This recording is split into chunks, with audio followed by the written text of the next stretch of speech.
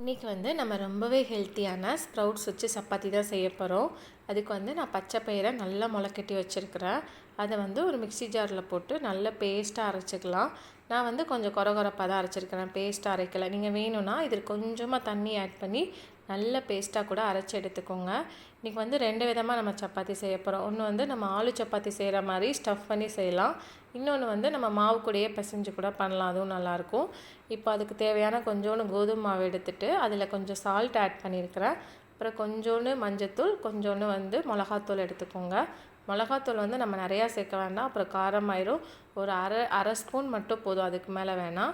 இப்போ இதோடையே நம்ம அரைச்சி வச்சுருக்கிற அந்த ஸ்ப்ரவுட்ஸும் எடுத்துக்கலாம். அதில் பாதி மட்டும் நான் அதில் ஆட் பண்ணுறேன். இதையும் போட்டுட்டு இப்போ இதோட கொஞ்சோண்டு ஜீரகம் இருந்தால் ஆட் பண்ணிக்கோங்க. நான் வந்து ஓமம் சேர்க்குறேன். ஓமம் சேர்த்தாலும் நல்லா வாசமாக இருக்கும். இப்போ இது எல்லாத்தையும் போட்டுட்டு நம்ம நல்லா பிசைஞ்சு விட்டுக்கலாம். தண்ணி எதுவும் ஃபஸ்ட் டைம் நம்ம சேர்க்க வேணாம். இது எல்லாமே வந்து அந்த மாவோட நல்லா மிக்ஸ் ஆகணும். அது வரைக்கும் கொஞ்சம் கொஞ்சமாக நல்லா பிசைஞ்சிட்டுருங்க. அந்த கட்டி இல்லாமல் அப்படியே லைட்டாக பிசைஞ்சு விட்டிங்கன்னா எல்லாமே மாவோட மிக்ஸ் ஆயிரும். அதுக்கப்புறம் கொஞ்சம் கொஞ்சமாக தண்ணி தெளித்து நம்ம பிசைய ஆரம்பிச்சிடலாம். நல்ல சப்பாத்திக்கு பிசைகிற மாதிரி சாஃப்டாக வர அளவு நம்ம பிசைஞ்சு எடுத்துக்கலாம். லாஸ்ட்டாக வந்து ஒரு ஸ்பூன் எண்ணெய் சேர்த்துக்கோங்க. எண்ணெய் சேர்த்து மாவு ஃபுல்லாக படுற மாதிரி நல்லாவே பிசைஞ்சு வச்சுருங்க. இது ஒரு 10 மினிட்ஸ் கிட்ட அப்படியே இருக்கட்டும். டெய்லி ஒரே மாதிரி சப்பாத்தியாக செய்கிறதுக்கு இந்த மாதிரி ஏதாவது டிஃப்ரெண்ட்டாக நம்மளும் ட்ரை பண்ணி கொடுத்தோன்னா பசங்களுக்குமே சாப்பிட பிடிக்கும். ஏதாவது ஹெல்த்தியாக சாப்பிட்ட மாதிரியும் நமக்கும் ஃபீல் ஆகும். இப்போ மீதி இருக்கிற ஸ்ப்ரவுட்ஸ் எடுத்துக்கலாம்.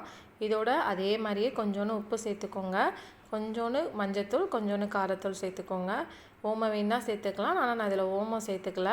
இதோட கொஞ்சம் ஜீரகமும் ஒரு ஸ்பூனை வச்சு நல்லா கலக்க ஆரம்பிச்சிடலாம். இது எல்லாமே நல்லா மிக்ஸ் ஆகணும். உப்புலாம் வந்து கொஞ்சம் அங்கே இருந்துச்சுன்னா சப்பாத்தி சாப்பிடும்போது அப்படியே உப்பாக இருக்கிற மாதிரி தெரியும். அதனால் நல்லாவே நம்ம இதை மிக்ஸ் பண்ணி எடுத்துக்கலாம். இப்போ இதையும் வந்து மிக்ஸ் பண்ணி ஓரமாக வச்சுட்டு நம்ம ஃபஸ்ட்டு பிசைஞ்ச மாவு எடுத்து சப்பாத்தி செய்ய ஆரம்பிச்சிடலாம். ஆல்மோஸ்ட் 10 மினிட்ஸ் ஆயிடுச்சு. இப்போ வந்து இதை நார்மலாக ரவுண்ட் சப்பாத்தி மாதிரியும் செய்யலாம். நான் வந்து கொஞ்சம் லேயர் சப்பாத்தி மாதிரி ட்ரை பண்ணேன். மாவை நல்லா தேய்ச்சிட்டு நம்ம ரவுண்ட் ஷேப்லேயே ஃபஸ்ட்டு தேய்ச்சிட்டு அதுக்கப்புறம் வந்து அதுக்கு நடுவில் வந்து ஆயில் அப்ளை பண்ணிவிட்டு நம்ம அப்படியே மடக்கி விட்டு தேய்ச்சோன்னா அப்படியே வந்து நல்ல லேயர் சப்பாத்தி மாதிரி வந்துடும். முன்னாடிலாம் வந்து நார்மல் சப்பாத்தி செய்யும் போது நான் லேயர் சப்பாத்திலேயே உள்ளே வந்து எக்லாம் ஸ்டஃப் பண்ணி செஞ்சுருக்கிறேன். அது நல்லா வந்திருக்குது. இப்போதைக்கு லேயர் சப்பாத்தி நான் ட்ரை பண்ணவே இல்லை, ரொம்ப நாள் ஆச்சு. சரி நம்ம இதில் ட்ரை பண்ணலாம் அப்படின்னு சொல்லிட்டு ட்ரை பண்ணேன்.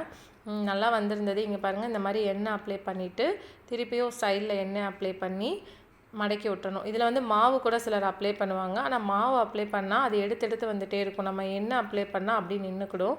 இப்போ இதுக்கு மேலே மட்டும் வந்து மாவு கொஞ்சம் அப்ளை பண்ணிட்டு கார்னர்ஸ் தான் வந்து நம்ம வந்து நல்லா தேய்ச்சி விடணும். கார்னர் தேய்க்க தான் வந்து நல்லா நம்ம வெந்து வரும்போது நல்லா வெந்து வரும்.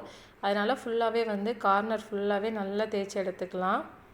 சப்பாத்தி வேணாம் அப்படின்னா நம்ம நார்மலாக வந்து ரவுண்டு சப்பாத்தியாகவே பண்ணிடலாம். இப்போ வந்து நான் முடிஞ்ச அளவு நல்லாவே தேய்ச்சிட்டேன்.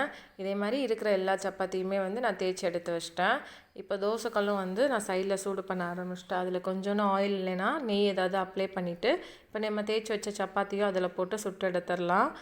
இது வந்து உடனே நம்ம போட்டு உடனே எடுத்துடக்கூடாது. அந்த நார்மல் சப்பாத்தி மாதிரி 2 பக்கமும் நல்லா வேக விடணும். ஏன்னா ஸ்ப்ரவுட்ஸும் உள்ளே ஆட் பண்ணியிருக்கிறோம்.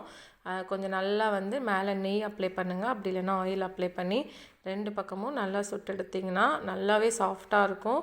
சப்பாத்தியும் சாப்பிட வந்து நல்லாயிருக்கும். ஒரே பக்கமாக வேக விடாமல் மாற்றி நம்ம 2 பக்கமும் திருப்பி போட்டு வேக விட்டுட்டே இருந்தோன்னா, அதுவும் கார்னர்ஸ் வந்து இந்த மாதிரி ப்ரெஸ் பண்ணிகிட்டே இருந்தோன்னா சீக்கிரம் வெந்துடும். இதே மாதிரி எல்லா சப்பாத்தியுமே நம்ம வந்து வேக வச்சு எடுத்துக்கலாம்.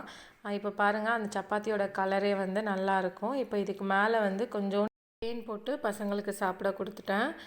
பெருசாக வந்து இந்த சாஸ் இதெல்லாம் வந்து பசங்களுக்கு கொடுக்குறத அவாய்ட் பண்ணிவிட்டு இந்த மாதிரி ஏதாவது தேன் அது நம்ம வந்து சைடிஷ் என்ன வச்சுருந்தாலும் அதை கொடுக்கலாம். இப்போ டொமேட்டோ சாஸ் இதெல்லாம் கொடுக்குறத வந்து கம்ப்ளீட்டாக அவாய்ட் பண்ணுறது நல்லது. அதுக்கு ஆல்டர்னேட்டிவாக வந்து நம்ம தேன் வச்சு கொடுக்கலாம்.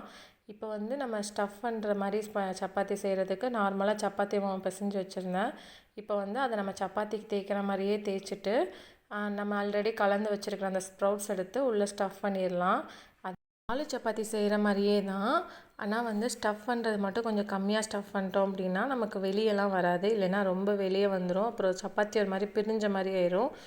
ஃபஸ்ட்டு வந்து நைஸாலாம் தேய்க்க வேண்டாம். அந்த மாதிரி கொஞ்சம் மொத்தமாக தேய்ச்சிட்டு கொஞ்சோண்டு மட்டும் அந்த ஸ்டஃப் பண்ணதை எடுத்து உள்ளே வச்சு இந்த மாதிரி ரவுண்டாகவே நம்ம மடக்கிக்கலாம். இல்லைன்னா வந்து நம்ம ரெக்டாங்கிளாக கூட மடக்கிக்கலாம்.